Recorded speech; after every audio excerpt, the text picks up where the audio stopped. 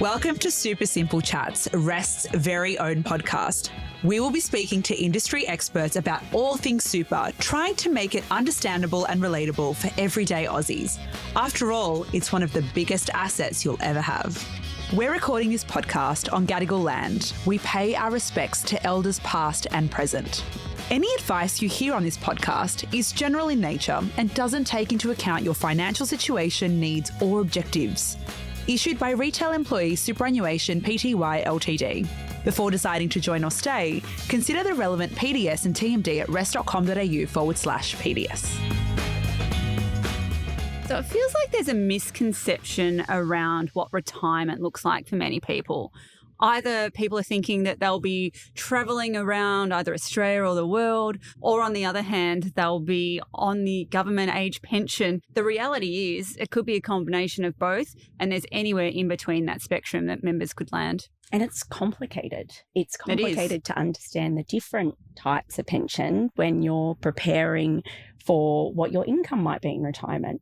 So we're lucky today because we're going to unpack some of those income sources and also understand the age pension and all of the ins and outs of it with our resident rest expert, Pete. Welcome, Pete. Thanks very much. Glad to be here. Hi. Let's start with the basics. Okay. Can you help me understand what is the age pension? And what are the different types of pension? Absolutely. The government age pension is an income support payment that is paid by the federal government to support a basic living standard for all Australians as they get into their older years. There are eligibility requirements, so you have to be 67 years or older to qualify, and there are some residency rules as well that you have to satisfy. So it's paid fortnightly into a bank account of your choice, and the amount differs based on whether you're a single or a couple, and the amount is also adjusted twice a year to account for inflation or the cost of living increases. Do I immediately get the full amount, or does it depend on other parts or aspects of my life and my circumstances? And that's a really important question. How much do I get out of that? So it does fluctuate due to things like your income levels, your assets that you hold, or a change in your circumstances in those two areas. So it's good to be aware of that as well. Is a house included in assets? The family home is not included in that test, no. Okay. So because we're here doing a superannuation podcast, we probably should touch on the fact that there is the government age pension, but there's also a pension account through Rest as well. So can you tell us a bit about that and the differences between those, Pete? Oh, yeah, absolutely. Only around half of our members know what a Rest account-based pension is.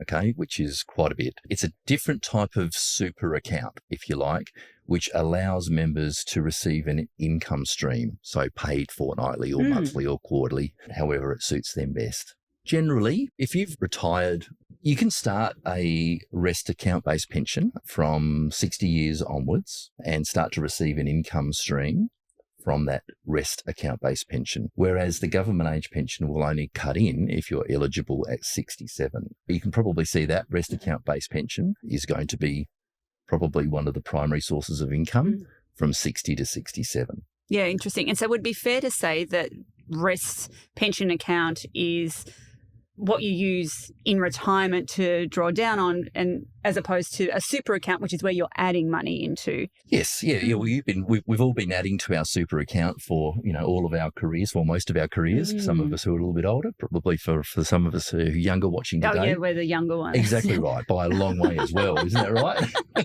For most people watching, it'll be all of their careers that they've been contributing to super, which they haven't been able to access. And this is the big difference, is that's an accumulation fund while we're working. And then as we transition through retirement to our life after work, we look at using another account, which will probably sit side by side with their super account. And that's a Rest account-based pension.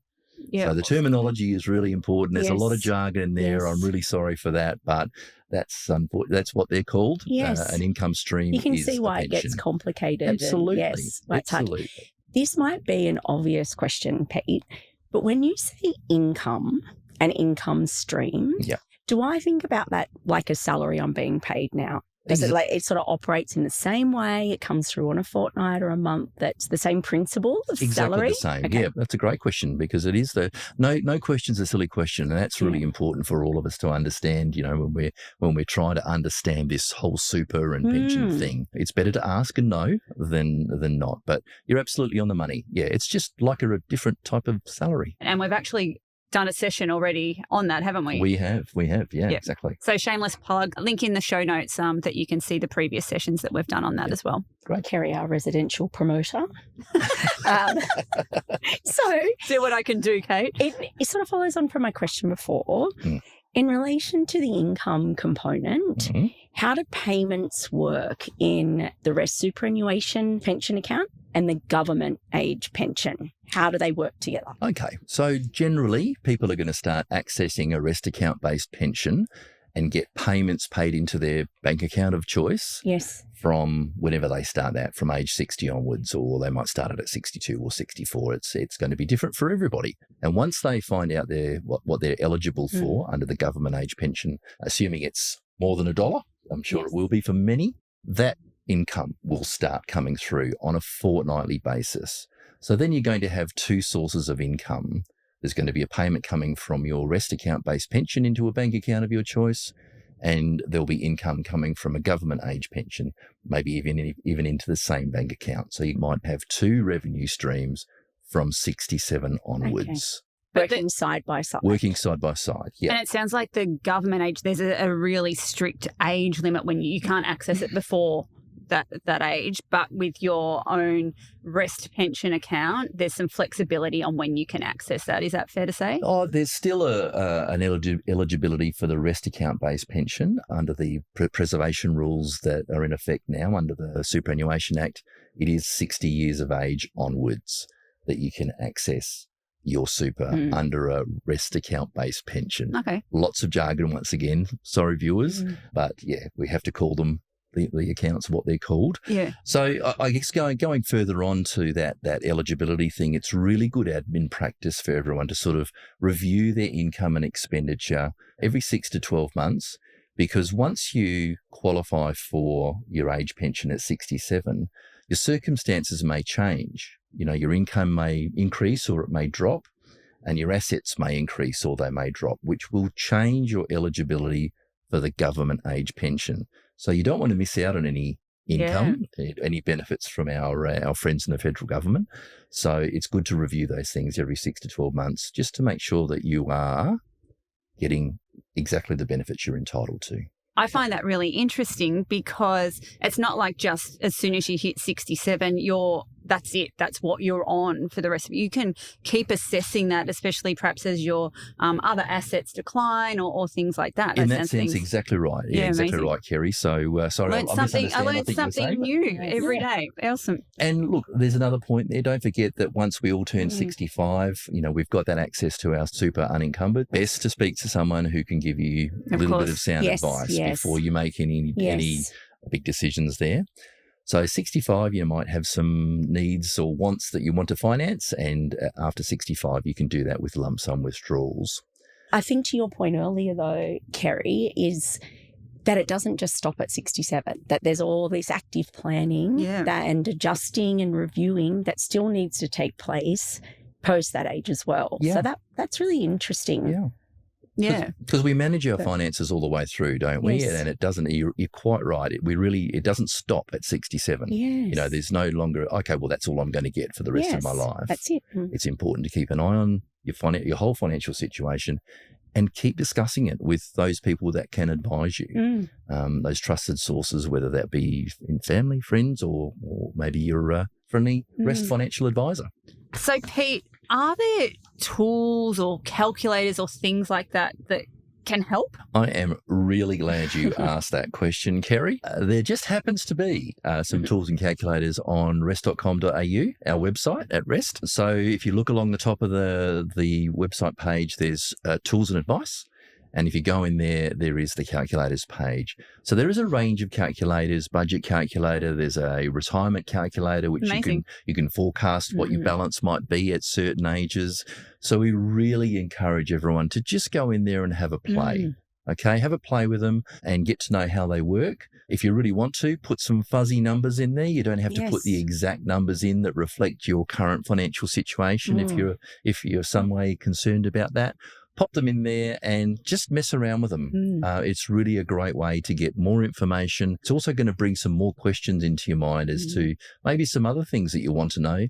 And guess what? We've got our REST specialists and our REST financial advisors that can help answer those questions for you. So we really encourage people, have a start by playing with those calculators. And can anyone explore those calculators, Pete? Yeah, absolutely. They're not limited to our fabulous REST members. They're available to the general public. So yes, jump in. We went out and asked everyday Australians what they knew about the government age pension. Do you think you'll go straight from working to not working and just retire completely all at once? Or do you think it'll be like a slow thing that you do? I don't know, honestly. I'm not really sure if I would get enough from retirement itself. So I think it's important, therefore, to have like something behind. I definitely think I would probably go the lead up into it, like do part-time or do consultant work at that point. When my vision decided to do a bit of a downward turn, so I had to go on to, sort of part like pension and part super, which wasn't what was in my plan. And then everyone assumes, oh, well, that's it. So how are you enjoying your retirement? And I'm going, well, I'm looking forward to going back to doing better work. Just on the government age pension, though, Pete, applying for it. Yep. 67. Do we go, like, when do we apply for this and how does that work? Because I think there's some other little nuances around that we should all be aware of. There absolutely are. So you can apply, anyone can apply for the government age pension 13 weeks before their 67th birthday. So ideally, we'd all have a diary note on either in our phones or in our diaries, whatever it might be, that rings a bell or sends, that pops off a siren. Yes. Pop it in your diaries, people. That's it. Yeah, pop it in your diaries. Don't forget. That 13 weeks out, that's when you start the application process. It's not going to happen overnight, but it will happen, to use our fabulous that fabulous quote. So really, really important. Start that process 13 weeks before your 67th birthday to make sure that you are fully set up and the payments can start as soon as possible after your 67th birthday. Because, let's be honest, we don't want to miss out on $1 of benefits that we're entitled to. So you don't want to leave it till 67 and 3 months or 67 and a half or later to apply for the government age pension, because the payments won't be paid retrospectively. Yeah, right. Understandably, the government's not going to go, oh, look, we know you didn't apply for 6 months. We'll pay them to you anyway. Doesn't work like that. That's not quite how it works. And I understand why. That's fair enough. Yeah. So that's why we really encourage people to start that process 13 weeks before. So, Pete, we've covered off what the government pension is and spoken a bit about how that compares and contrasts to the REST account-based pension. Yep. And I just imagine people who are nearing the end of their working career or thinking about, retiring and wanting to do that, they're occupied with so many other things. Are there things that people commonly miss when they're at that stage and about to retire, and what are they? There are two things, Kerry, and that is missing out on payments due to a late or incorrect application, and then forgetting that your eligibility for the government age pension can change over time, and perhaps missing out on some entitlements as you progress through retirement. Pete, I find forms and that type of admin really difficult. Like I always miss things. I always get the phone call to say it's incomplete. Can you help me understand how I could ensure that goes as smooth as possible so I don't miss any payments? Okay. So I'm sorry, I keep saying this. That's where this 13 weeks is really important. Okay. So that's, it's 3 months effectively for us to get that right. And you're right. We don't understand questions sometimes on paper forms and what have you. You've got 13 weeks to work out the questions. Yes. It's 3 months to get it right. Okay, and so not all of us will get it right the first time. Most of us will probably get it wrong the first time we have a crack at it. And that's okay. We're only human. So applications can take time to get processed. So if you get the application wrong for whatever reason, you'll have ample time to reapply. As I said before, really important to remember that the government doesn't back pay late applications. So get it all sorted out in those Yes. 13 weeks. And there are paid services that can guide you through the whole application process. So really good idea to, do your research and find out where you can get that support. Yeah. And I guess the other point you mentioned was around the eligibility. Your eligibility could change as you're going through this. Can you just touch on that a little bit more, Pete? Yep. So your eligibility for the government age pension can go up and it can go down. Okay. So that's really important as well. So keep in mind, you can reapply throughout your retirement when your circumstances change. As you spend your retirement savings and things change, your assets change in value. The value of the amount of the government age pension can change through that period. So it's a bit of a dynamic thing. It's a bit of a live process as you go through. There might be certain things that just change what you've got in the bank. Quite right. And there's going to be all sorts of things that can affect that, your financial circumstances. So, benefits coming in, lump sums coming in for whatever reason, if we're fortunate enough, and also changes to the amount coming in and the level of our savings going down. So, these things, our finances throughout a working life, they ebb and flow, don't they?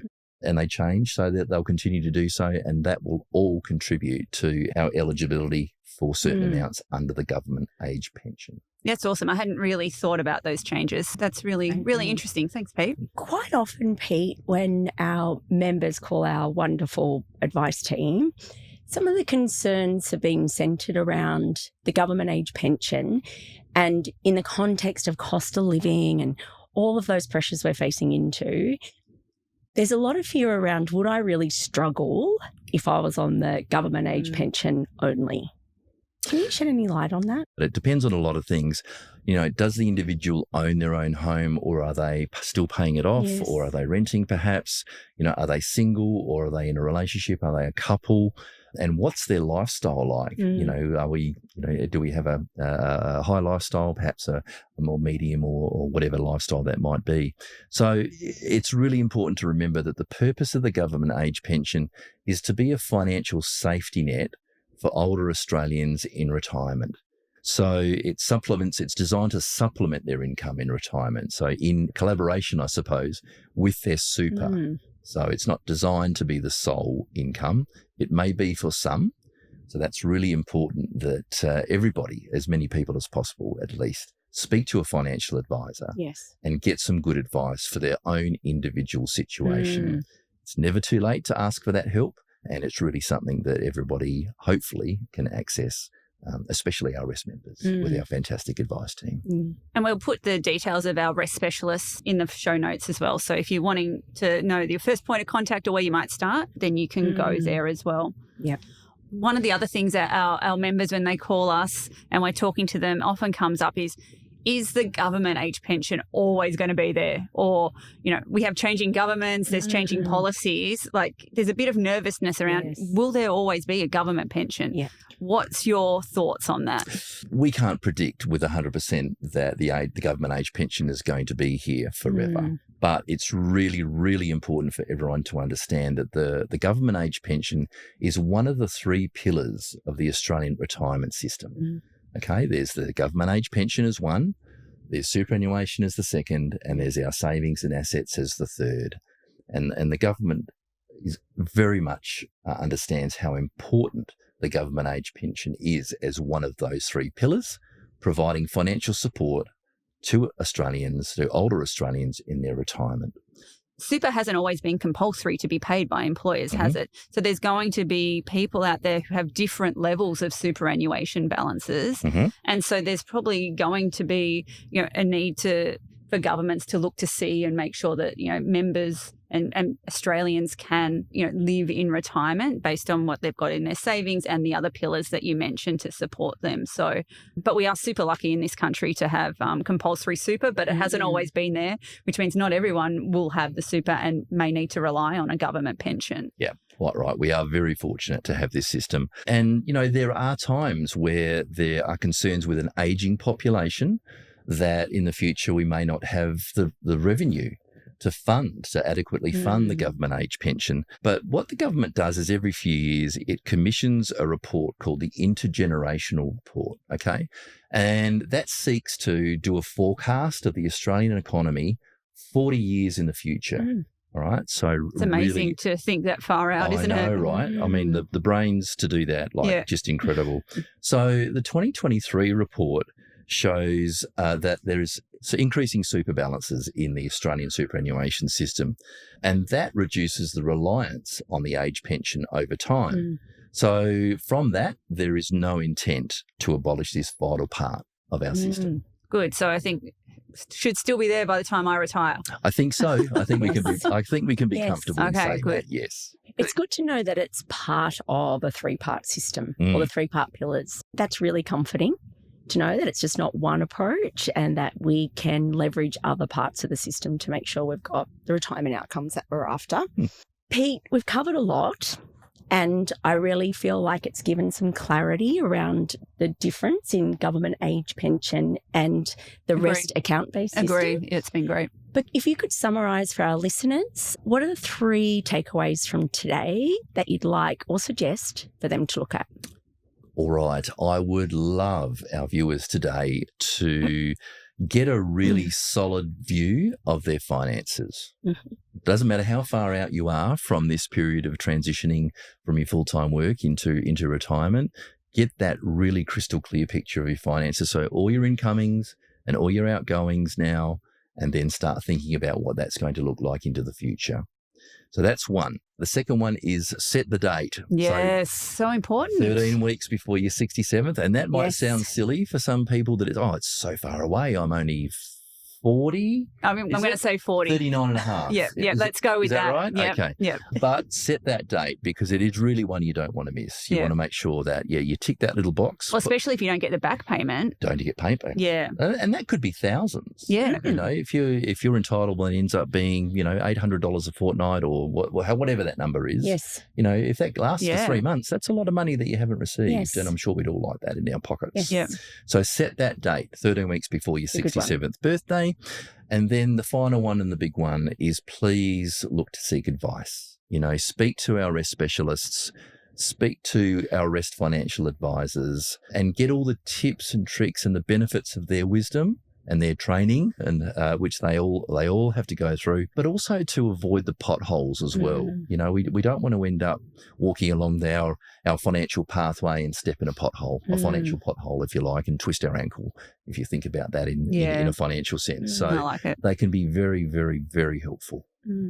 Excellent. It would also be worth, I think, we covered off a lot of retirement planning and income sources and understanding and visualising what your retirement's going to be in another one of our episodes. So we'll make sure that we put that below because I do think that will help with your first takeout, is getting a real sense of your financial picture. That episode would be really valuable to get our viewers on the right track to do that. It's got some great actions inside of it. That'll be in the show notes for everyone, as you said. Perfect. Great stuff. So, Pete, thanks so much for joining us today. I myself have learnt heaps and I work in super and this conversation's been so valuable to me. So I hope it's been valuable to everyone else as well. If you enjoyed today's episode, be sure to like, follow and subscribe. And for more information on the things we've spoken about, I've said it a number of times, but you will find them in the show notes and some links below. And that is super simple.